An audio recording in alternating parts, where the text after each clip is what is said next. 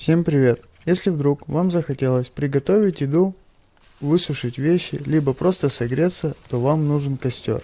Сейчас я расскажу и покажу, как его правильно сделать и какие при этом нужны компоненты.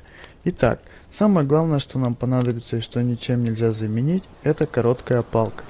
Ломаем куст и получаем палку. Если получилась длинная, то просто ее разделяем и получаем 3 коротких.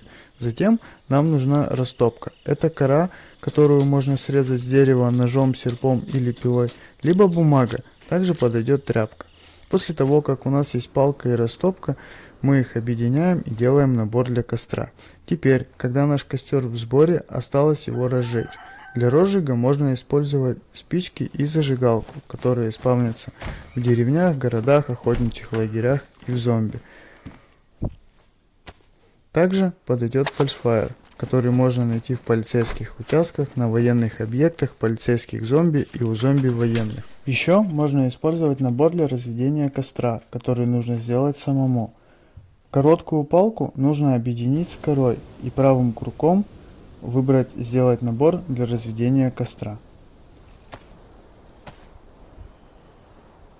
Оставшиеся палки можно прикрепить к костру. Теперь, когда у нас все готово, осталось взять в руки любой предмет для розжига, навести курсор на костер и разжечь.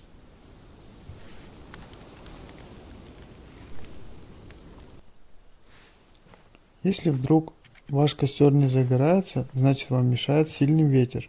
Просто нужно взять костер в руки и перенести в менее ветреное место.